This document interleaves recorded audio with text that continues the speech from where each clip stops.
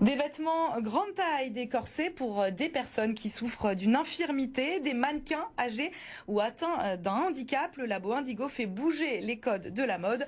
Pour en parler avec moi en plateau, Laurie Thébault, bonjour. Bonjour.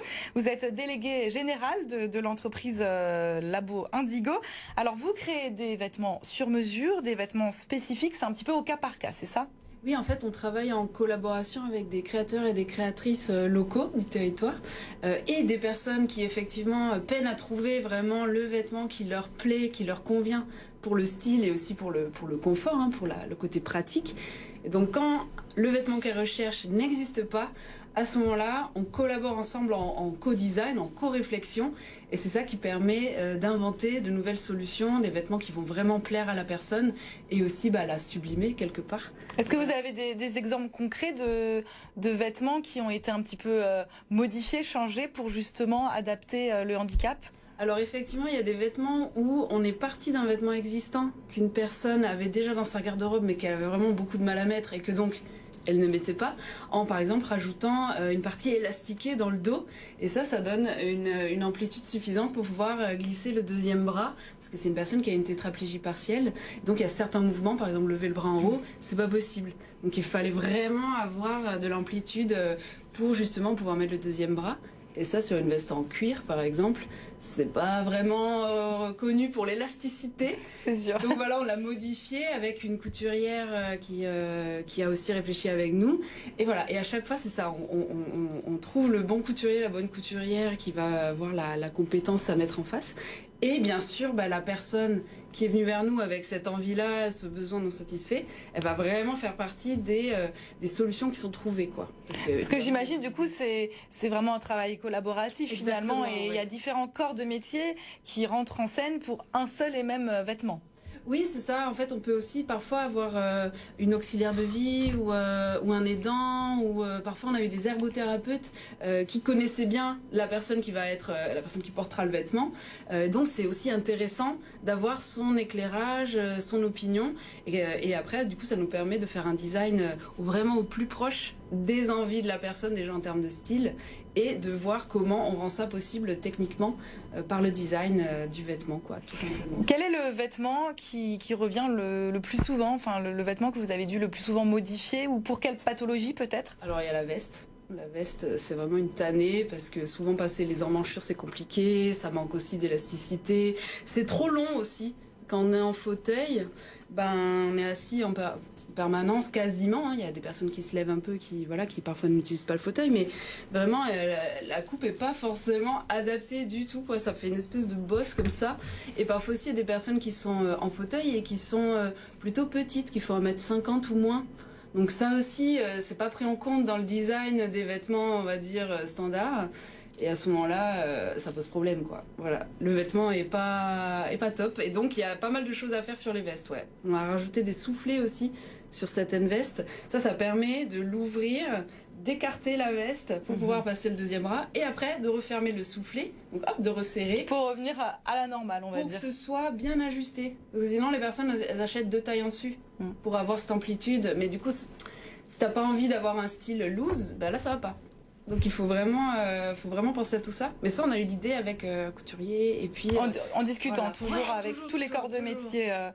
Alors samedi, justement, vous allez proposer un défilé à Oswald avec toutes ces pièces. C'est un défilé qui est un petit peu déstandardisé, notamment même le casting, les personnes qui vont défiler sur le podium. Oui, c'est ça. Nous, on a dit, il n'y a pas de critères, ni de taille, ni d'âge, ni de stature, ni de morphologie. Si vous avez un handicap ou une maladie, visible ou invisible, on s'en fiche complètement. Donc c'était archi ouvert. La seule condition qu'on avait, c'était être majeur et adhérer à notre vision de la mode. Et à partir de là, c'était bon. Et s'engager, bien sûr, à faire des entraînements, des répétitions, du coaching. Ça demande un investissement de la part des mannequins.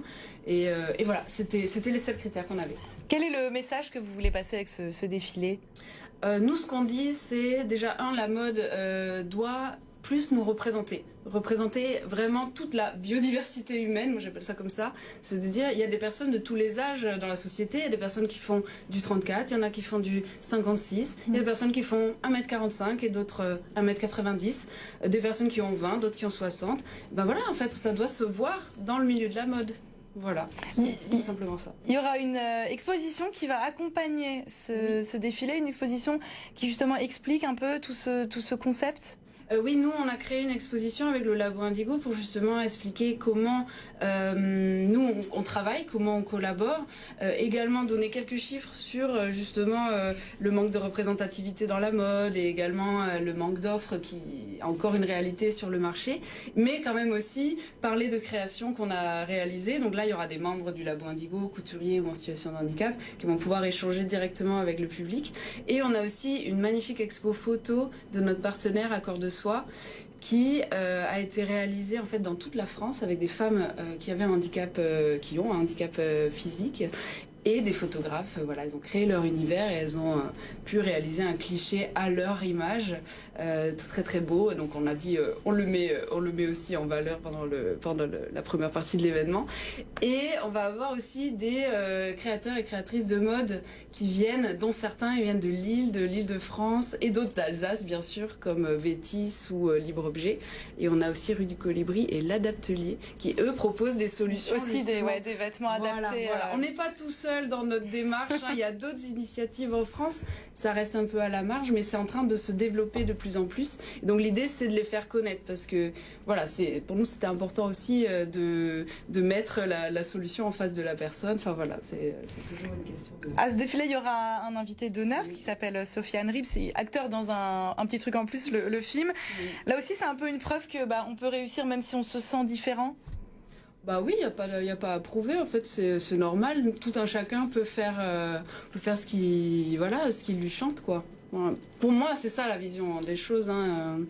Et Soso, quand il a accepté l'invitation, c'est parce qu'en fait, il aime ça, être en scène, il aime la lumière. Et puis, ce qui lui a plu, c'est que il y avait une variété vraiment de mannequins, quoi. C'est que il y a plein de différences entre nous, et voilà, c'est ça. On n'est pas sur des mannequins standards, d'un défilé standard, voilà, ou que des personnes en situation de handicap, ou que des personnes âgées de plus de. Voilà, il n'y a pas de critères, et ça lui a plu, ça lui a parlé. Je pense que ça parle à beaucoup de monde, puisque là, on est vraiment presque plein. Est-ce que par rapport à ce que vous créez, les vêtements, les habits, les pièces que vous faites avec le Labo Indigo, est-ce que vous avez remarqué une démocratisation, si je puis dire, mais vous êtes de plus en plus sollicité finalement pour créer des pièces ?